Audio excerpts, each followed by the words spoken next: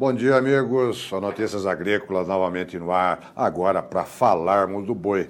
Um boi que vem caindo aí nos últimos tempos, e agora aí, véspera de feriadão, vamos ver o comportamento das escalas para os próximos tempos, segundo o Douglas Coelho da Radar. Venham comigo então. Douglas, muito bom dia, seja bem-vindo ao Notícias Agrícolas novamente, Douglas. Bom dia, Giovanni. Bom dia a todos os amigos do Notícias Agrícolas. Sempre um prazer falar com vocês. Maravilha. Douglas, como que a da Radar vinha trabalhando com as máximas nos últimos 10 dias e como que ela viu a trajetória no fechamento dessa semana aqui, Douglas? Bom, essa semana foi uma semana marcada pela pressão de baixa, né? A pressão de baixa ganhou corpo, principalmente nos dias iniciais dessa semana, mas desde a semana passada os frigoríficos já estavam limitando essas máximas de pagamento, né? Eles já vinham trabalhando um pouco mais cautelosos na medida em pagar preços para o pecuarista, né? E essa cautela ganhou intensidade, o frigorífico ficou um pouco mais enxuto, né? mais curto na hora de pagar preços, na segunda e na terça, e realmente nesses 2 dias a gente viu um pouco das escalas de abate andando, né? Enfim, a pressão de baixa ficando mais consistente. Mas depois disso, na quarta e na quinta-feira, a gente já viu também que os negócios começaram a travar um pouco, né? Ou seja, o pecuarista um pouco mais também atento a essas quedas. Ô Douglas, tem algumas análises do mercado, algumas referências que mostram aí de R$ 3, R$ 4 aí em 10 dias para cá uma queda. Pela Radar, dá um dadinho de como vocês viram a queda da semana anterior, ou pelo menos do início da semana anterior, até hoje, mais ou menos, só para os nossos amigos darem uma olhada, como foi a consistência de queda. Sim, hoje a gente trabalha com preços ao redor de 142 à vista, bruto aqui em São Paulo, né? Essa é a maioria das pedidas aí dos frigoríficos que a gente tem visto o pessoal negociar. Mas a gente já via uma queda mais cadenciada, né, como a gente até colocou, desde a metade da semana anterior. Era uma queda mais contida, e agora, assim, que os frigoríficos conseguiram realmente alongar essas escalas, eles estão forçando um pouco mais. Ela ficou um pouco mais intensa agora, mas o mercado já vinha dando sinais de fraqueza, primeiro pela carne, né? Depois algumas indústrias de menor porte conseguiram alongar as escalas, depois vieram as grandes indústrias alongando as escalas também, né? E só depois que veio essa queda mais firme, que foi na segunda e na terça. Mas na semana passada a gente via negócio de 44, 45 à vista bruto para descontar também. E essa foi mais ou menos a atuada do mercado. Entendi. E Douglas, as indústrias vão para o feriadão agora, semana curta, semana que vem. Você acha que elas já foram escaladas ou tem indústria que vai escalar na quarta-feira, dia 2? Bom, a gente vê as escalas, a média das escalas hoje aqui em São Paulo, de 3,85 dias úteis, né? Que daria aí entre a quarta e a quinta-feira da próxima semana aí. A gente tem que lembrar, entre a quinta e a sexta-feira da próxima semana, a gente tem que lembrar que a próxima semana é uma semana mais curta, né? O feriado da terça-feira, ele retira praticamente 2 dias de negociação, né? O pecuarista não vai querer negociar em plena segunda-feira e terça-feira é feriado, e ele vai começar a olhar para o mercado na próxima quarta-feira ainda. Sendo que na próxima semana também a gente tem o varejo se abastecendo, né, indo no atacado para comprar carne para vender no feriado do Dia das Mães. Lembrando que o feriado do Dia das Mães é um bom período também aí de venda de carne, com exceção, só fica atrás aí do Natal e Ano Novo. Douglas, você falou em escalas aí de 3,85 dias úteis, o que dá aí, então, como você disse, para quarta, quinta-feira que vem. E você considera que houve um alongamento, então estava mais... porque aparentemente as escalas estão bem curtas ainda, né? Sim, as escalas estavam até... No começo de abril elas estavam passando por um nível crítico aí, bem no limite, bem baixas, né? A gente vê elas alcançando até 4,4, um pouco mais longas aí no final da semana passada, início dessa, acho que foi o ponto mais alto aí desde 2018, né? Mas agora começou a travar realmente, né?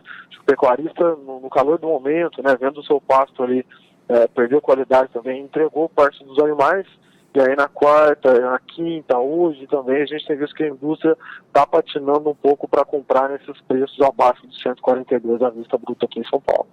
Tá. Então, quer dizer, apesar da pressão, apesar dessa tentativa de alongar que já veio da semana anterior, o pecuarista também tirou o pé do acelerador e aproveitou ainda que tem um pouco mais de suporte de pasto e vai deixar para olhar depois do feriado a situação então, né, Douglas?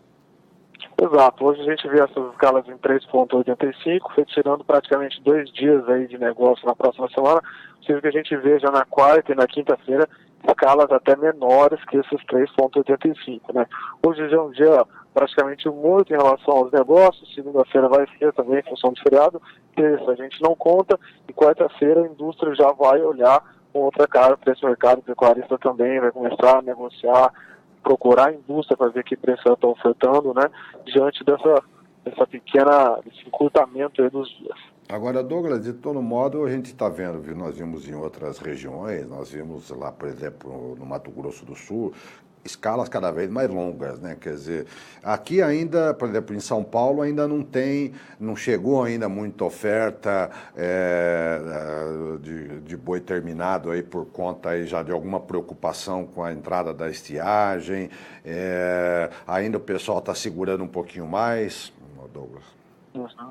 A gente tem acompanhado bem os mapas climáticos nos últimos dias, né? Eu acho que esse período é um período que merece atenção nessa parte de clima, querendo ou não, a safra manda no mercado do boi gordo do Brasil, né? E o clima é um principal fator nesse momento, e a gente vê que tem áreas ali no Mato Grosso, em Goiás, em Tocantins, até em Rondônia ainda, que tem uma capacidade hídrica do solo até relativamente boa, né? Choveu bem em abril. E esse cenário é um pouco oposto quando a gente olha aí no Paraná, em São Paulo, em algum pedacinho do sul ali do Mato Grosso do Sul, que também tem sofrido com alguma estiagem, né? Tem cenários distintos aí. Aqui a gente pode ficar até um pouco mais preocupado, sim, em relação ao volume de chuva nos últimos dias, né? Aquele pastinho que está amarelando já merece um pouco de atenção. Agora, lá em cima, o cenário é diferente, né? Se a gente fosse comparar, é possível falar assim que o pessoal do centro-oeste, até o pessoal do norte, está relativamente mais confortável que o pessoal que tem pasto aqui em São Paulo, no sul de Minas, no Paraná, em um pedacinho no finalzinho, no sul de Goiás ali, né? Mas pro norte de Goiás, Tocantins, Mato Grosso, Rondônia, a gente vê um cenário ainda confortável. O que a gente pode adiantar aqui, ou melhor, reiterar aqui, conversando ontem com o Celso Oliveira da Somar, diz que a partir de semana que vem, chuvas generalizadas e frequentes no todo o Centro-Sul, com mais intensidade no sul do Mato Grosso, noroeste do Paraná, oeste inteiro de São Paulo e a área central e norte de São Paulo, da mesma maneira que Triângulo Mineiro e Goiás, aí intensidade média, mas enfim, chuvas frequentes, né? O que poderá dar um pouquinho mais de suporte aí para alguns pecuaristas. Mas a pergunta ainda é a seguinte, Douglas, ainda não é a evidência, pelo menos em todas as regiões, de que já começaram a soltar o boi que estava com suporte de pasto, ou seja, ainda tem gente segurando para esperar um pouco mais, né? Porque ainda, pelo menos aqui em São Paulo. Sim, existem pecuaristas que têm condições, sim, né? Como a gente colocou, principalmente no norte, no nortão do MT também, é uma dinâmica diferente em relação aqui. Aqui são menos pecuaristas, né? Essa notícia que você acabou de passar para a gente, realmente, se as previsões confirmarem isso, se forem chuvas relevantes para a agricultura pecuária, acima de 10 milímetros e frequentes, essa capacidade pode ser aumentada, né? Como você bem colocou, mas é importante lembrar assim, né? Existem pessoas que ainda estão retendo esses animais e tentando trabalhar com o mercado. Tá. E de alguma maneira também não há nenhum risco de que essas pessoas que ainda estão retendo, aliás, já falamos aqui isso anteriormente, né, Douglas, começarem a soltar todo mundo junto depois, Douglas? Aí, quer dizer, vai ficar aí um efeito de um início de entre-safra muito ofertada?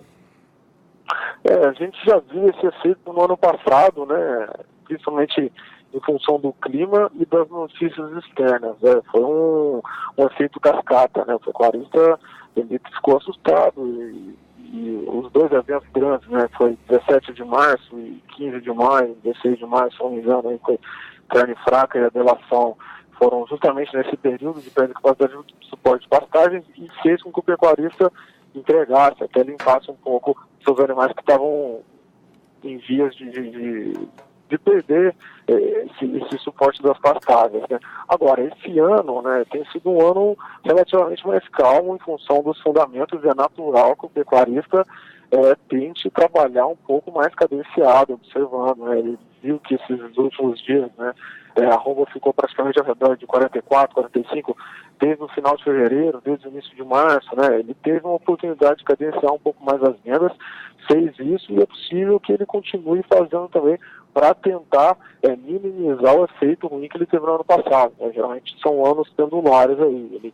Ele teve uma posição ruim, né? Esse ano ele vai tentar controlar um pouco mais para tentar tirar essa diferença. Uhum. O que na verdade a gente está percebendo, Douglas, que não sei se você também concorda e está vendo isso, que há muita disparidade nesse mercado e tem muita gente que não está entendendo direito alguns fundamentos ou não estão acreditando neles. O que mostra é muita diferenciação, né? Como eu falei lá, citei o caso do Mato Grosso do Sul, que nós conversamos há uns dias atrás com Sidrolândia, escalas para 12 dias, sem fixação de preço, fixando o preço apenas na entrega, ou seja, é frigorífico esperando baixar mais na entrega para pagar. Outras regiões a mesma coisa, e ontem já falando com um grande confinador de Uberaba, ele dizendo que está correndo para fechar curral com 12 mil animais, a capacidade estática dele, porque está prevendo aí, ele está postando que daqui uns 90, 80, 90 dias vai começar a faltar animal, né? Então, o que dá para perceber é que não está dando para fazer uma régua para todos os mercados não, né, Douglas? Exatamente. Eu acho que o nosso país, né, de uma maneira geral, e a pecuária e o setor são grandes, né? Isso atrapalha um pouco, né, a coordenação, né, dos agentes entre si, né? Nós aqui da Radar Investimentos, a gente tem um compromisso, uma missão, que é levar a informação que a gente vê aqui no mercado diário, né, para o campo também. Querendo ou não, a gente tenta fazer essa ponte da maneira mais fiel possível, da maneira mais justa possível, né? E é importante o pecuarista sempre ficar atento nesses movimentos de mercado também, porque querendo ou não é muito rápido, às vezes tem uma volatilidade, né? Uma notícia diferente, uma coisa que pode mexer o contexto nos próximos meses, né? E é sempre bom ele ficar atento também o que as pessoas ao redor dele estão fazendo, né? Checar a fonte dessas informações, né? Enfim, trabalhar da maneira mais estruturada, tanto financeiramente, para se manter na atividade de uma maneira sólida. É verdade. E Douglas, ainda tem o efeito, está tendo efeito ainda muito forte da carne suína e do frango na competição com a carne bovina, e isso também está ajudando a carne de boi está com consumo lento, ou esse excesso, esse excedente das outras proteínas já foram absorvidos pelo mercado, Douglas? Sim, não tem como negar que essas duas proteínas têm tido uma participação relevante aí nessa competição, né? A gente vê a Rússia embargando a carne suína aí desde o final do ano passado. A gente viu problemas também com uma grande indústria do setor de frangos e suínos aqui no país, né? Só que a indústria de carne bovina percebeu isso e começou a trabalhar de maneira diferente. O que eu quero dizer com trabalhar de maneira diferente? Ela começou a alocar menos animais nos abates por dia, né? Tanto que houve uma queda, sim, do preço das cotações da carne no atacado nos últimos 30 dias, mas se a gente for olhar nos últimos 10 dias, 7 dias, após esse ajuste, ela tem trabalhado de uma maneira mais estável aí, ao redor de 9,40, 9,50 aqui em São Paulo, a carcaça com osso, eu quero dizer. Ou seja, existe sim uma forte competição, né? Tanto de frango quanto de suíno, isso porque a gente vê os dados de desemprego hoje, se não me engano, 13,6%, surpreendeu boa parte dos analistas, o desemprego continua em alta, a população tem uma renda disponível curta, vai preferir, sim, essas proteínas de menor valor, né? Ou seja, para tentar aliviar, mas a indústria também está cadenciando, está fazendo a lição de casa, está mantendo os estoques um pouco mais balanceados nesse momento. Isso foi uma informação importante, né, Douglas? Então, foi visto isso, as indústrias perceberam essa alta concorrência, começou a manobrar a sua alocação de animais diário, e o varejo que vinha sentindo e vinha derrubando um pouco dos preços, também acabaram segurando um pouquinho, né? Quer dizer, e aí deu uma certa equalizada, quer dizer, continua ainda com uma boa competição, mas a carne bovina já não caiu tanto mais, né? Correto, essa leitura é correta.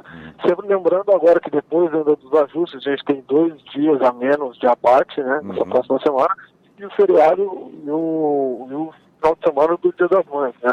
Ou seja, depois de um ajuste de produção com preços estáveis, o varejo vai sair para se abastecer de uma maneira mais consistente.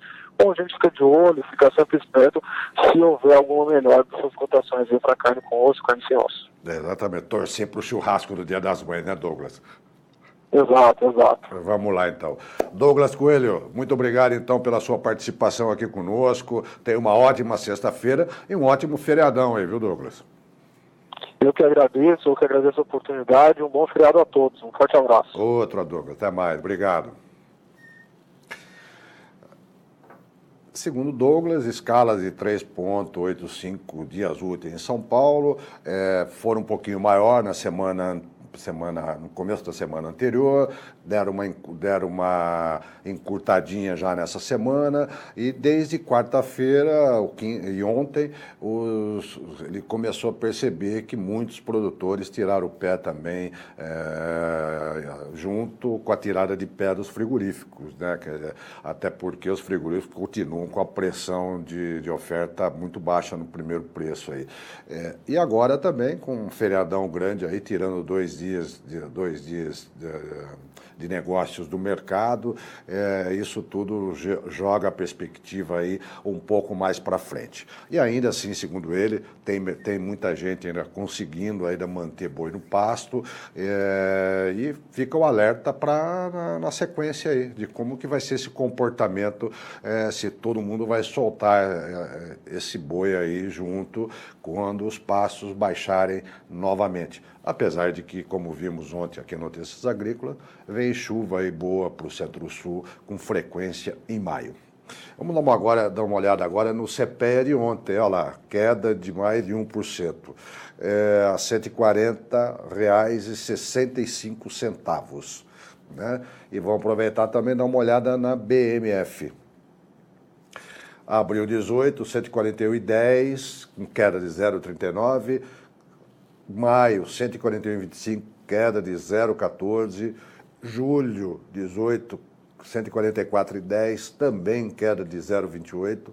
Uma pequena alta só lá para agosto, 0,10% a 145, mais R$15. Muito obrigado, então. Ficamos por aqui com essa edição do Mercado do Boi. Até já.